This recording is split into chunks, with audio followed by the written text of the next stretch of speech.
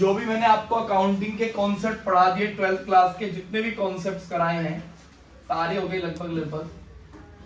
तो उनके जितने भी इंपॉर्टेंट क्वेश्चन बनते हैं ना जो एग्जाम के अंदर, वो सब कराऊंगा, बट क्वेश्चन कराऊंगा 17 से स्टार्ट करूंगा मैं। जो 1 से लेके 16 क्वेश्चन है एमसीक्यू, उनकी चर्चा बाद में करूंगा, बट अभी 17 से पढ़ाऊंगा क्योंकि 3-3, 4-4 नंबर के वहीं से क्वेश्चन शुरू होते हैं। सही बात है भाई?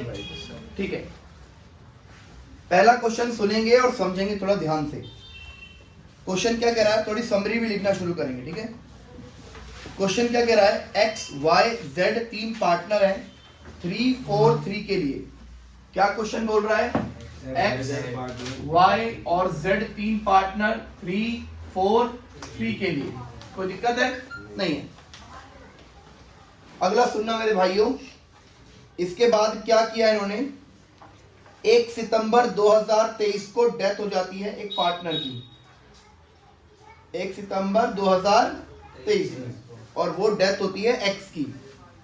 1 सितंबर को मेरे भाइयों डेथ हो चुकी है किसकी, एक्स पार्टनर की। ठीक है भाइयों, कोई दिक्कत तो नहीं है?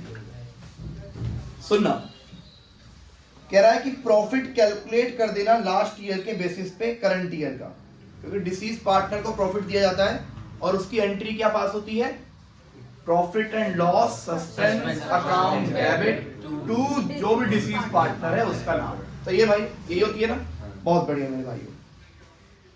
क्वेश्चन बोल रहा है कि 2,52,000 का प्रॉफिट था, जिसमें इंक्लूड था पहले उस ईयर में एक अबनॉर्मल लॉस हुआ था 8,000 का, और अबनॉर्मल गेन हुआ था 20,000 का। लास्ट ईयर का प्रॉफिट गिवन है 2,52,000, जिसके अंदर अबनॉर्मल गेन इंक्लूड है और लॉस है। कितना भाई, गेन है 20,000 का और लॉस है 8,000 का, और ट्रेंड मतलब कि बढ़ता हुआ, और बोला गया है कि जो उसका ट्रेंड होता है और वो परसेंटेज चल रही है 10%, मतलब बिजनेस की ग्रोथ है वो 10% होती है प्रॉफिट की।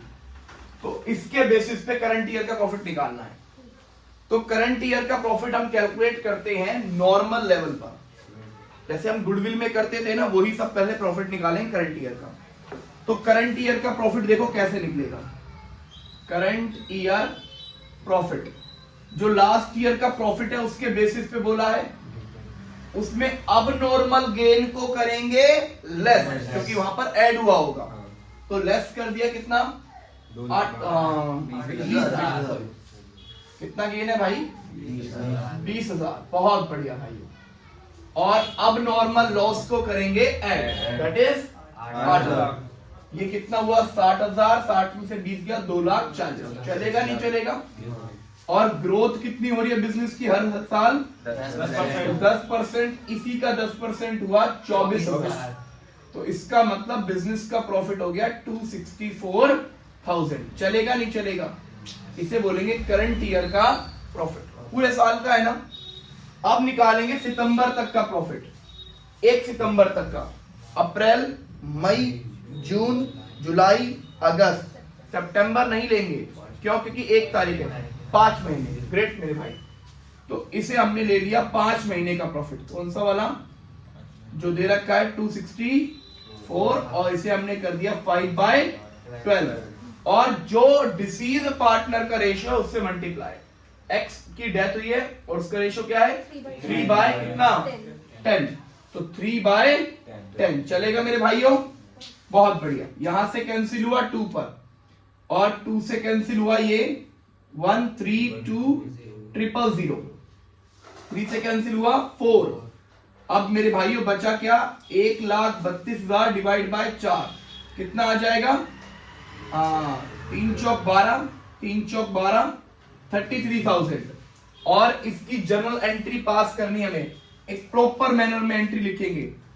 क्या एंट्री, प्रॉपर फॉर्मेट देंगे, डेबिट क्रेडिट, ठीक है भाई, profit and loss suspense account debited, और 2x कैपिटल। बहुत बढ़िया। कितना देना है उसे, 33,000 ग्रेट। कुछ भी नहीं करना, बहुत आसान है, बहुत अच्छे लेवल का है। सारा आंसर उसने बोला है, उसको वो मैं करता चला गया। बट मुझे एंट्रीज याद रखनी है कि हाँ, जब बीच ईयर में प्रॉफिट बना है तो उसे प्रॉफिट दिया जाएगा, क्योंकि भाई बीच ईयर में मरा है वो, तो उसे दिया जाएगा प्रॉफिट एंड लॉस सस्पेंस में, और उसके अकाउंट में क्रेडिट होगा क्योंकि उसकी कैपिटल बढ़ जाएगी। सही बात है मेरे भाइयों, डन करिए मेरे भाई।